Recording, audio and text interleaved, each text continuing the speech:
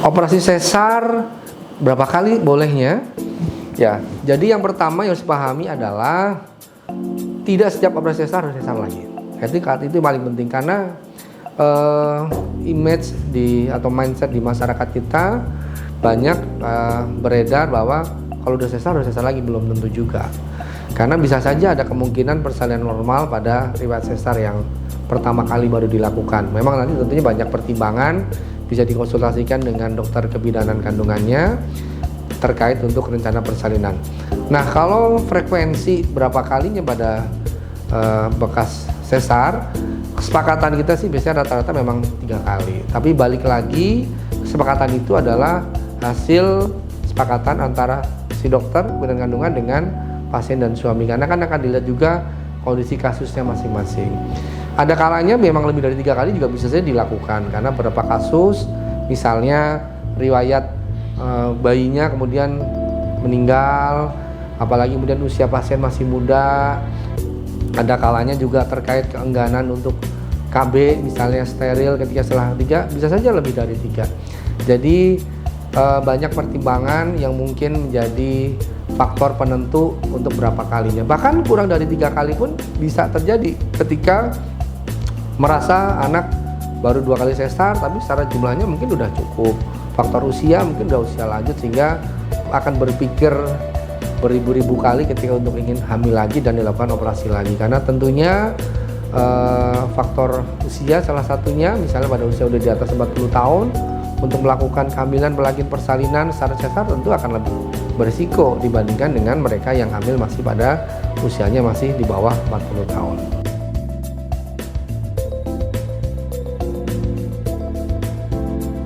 Efek samping pada operasi sesar secara umum sebenarnya tidak ada. Paling yang bisa terjadi adalah mungkin lebih tepatnya komplikasi pasca operasi sesar. Yang pertama tentunya adalah rasa nyeri. Rasa nyeri karena bekas luka operasi pasti akan dialami oleh pada setiap wanita yang melakukan operasi, karena memang dilakukan irisan atau sayatan pada dinding perut, sehingga meskipun sudah dibantu dengan obat anti nyeri, mulai dari obat anti nyeri pembiusan, dilanjutkan dengan obat anti nyeri suntikan, dibantu nanti obat nyeri lewat obat minum dan atau dengan cara yang lain, itu rasa nyeri biasanya hanya efektif hilang ketika obatnya bekerja. Tapi yang lebih penting adalah kontrol nyeri. Karena kenapa? Kontrol nyeri itu adanya adalah di kepala kita atau di otak. Mindset kita terhadap nyeri. Karena ambang nyeri tiap orang akan berbeda. Jadi bagaimana seseorang bisa mengkontrol ambang nyeri, itulah yang lebih penting untuk bisa mengontrol rasa nyeri yang muncul pasca operasi. Ketika ambang nyerinya terlalu rendah, maka seorang pasien jadi akan tampak jerenges, kalau orang Sunda bilang ya. Jadi meskipun pakai obat anti nyeri yang bagus, seringkali jadi pasien akan ngeluh nyeri yang tampak hebat, kesakitan yang luar biasa, sehingga akan mengganggu mobilisasi, sehingga pemulihan pun akan jadi terganggu. Tapi ambang nyeri yang bisa ditingkatkan atau ditinggikan, maka dengan obat-obat anti nyeri akan membantu pemulihan lebih cepat, sehingga rasa nyeri akan jauh lebih cepat hilang atau tidak terasa. Kemudian komplikasi yang kedua yang dikhawatirkan terjadi adalah karena perdarahan. Perdarahan pasca salin, termasuk pada pasca operasi sesar, itu jika terjadi perdarahan hebat, itu menjadi suatu hal yang bisa menakutkan bagi perjalanan atau komplikasi wanita bersalin. Karena perdarahan pasca salin masih menjadi salah satu momok di Indonesia sebagai penyebab kematian pada ibu. Akan tetapi jika perdarahan pasca salin bisa terkontrol dengan baik mulai daripada saat dilakukan operasi, maka diharapkan perdarahan yang terjadi pun perdarahan yang dalam volume atau hal yang normal saja terjadi ketika wanita bersalin.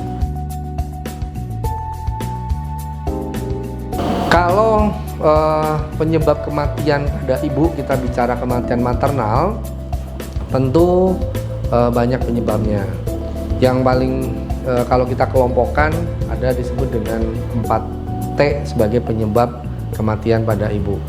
T yang pertama tentu adalah kematian karena robekan atau jaringan, misalnya terjadi eh, ruptur namanya, biasanya paling sering ruptur rahim, jadi robekan rahim akibat proses persalinan. Tapi ini sebenarnya bukan penyebab langsung karena akibat sesar.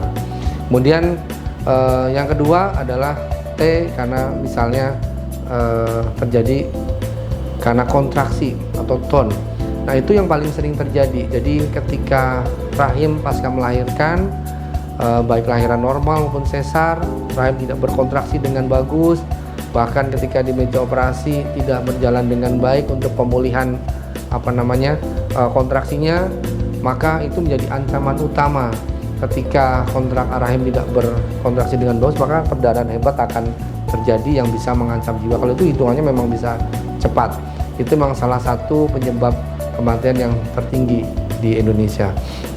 Kemudian T yang ketiga, tadi kita udah bicara trauma, kemudian bicara tone. Yang ketiga adalah bicara tisu, artinya ketika ada jaringan. Jadi jaringan di sini biasanya adalah jaringan dari plasenta atau ari-ari yang memang masih menempel atau lengket. Dalam hal ini kasusnya yang paling bisa menyebabkan perdarahan hebat sebagai penyebab kematian adalah karena plasenta akreta misalnya. Itu karena penempelan hebat, jadi si ari-ari atau plasenta nempel ke dinding rahim kuat. Kalau yang terakhir, ini kasusnya jarang terjadi, T-nya adalah karena trombin, jadi karena gangguan pembekuan darah. Itu bisa terjadi tapi jarang. Nah, di samping kita bicara 4T, kita bicara penyebab kematian, tentunya tidak lupa pula karena kita ada di rumah sakit, banyak kasus adalah datang rujukan.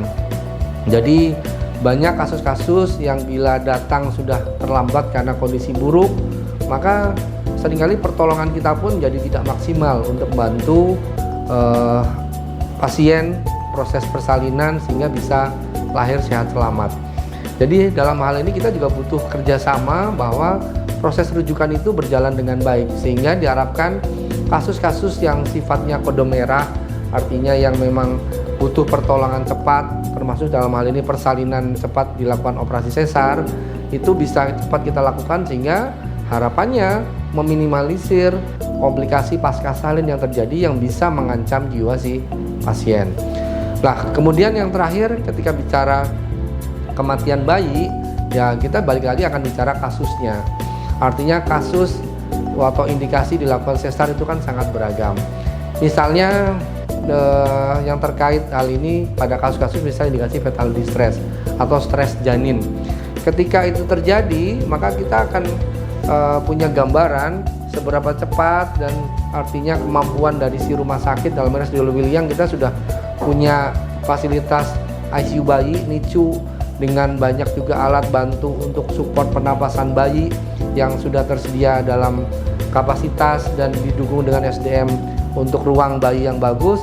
Saya yakin akan sangat membantu pada kasus-kasus kegawatan janin sehingga akan meminimalisir terjadinya komplikasi kematian bayi.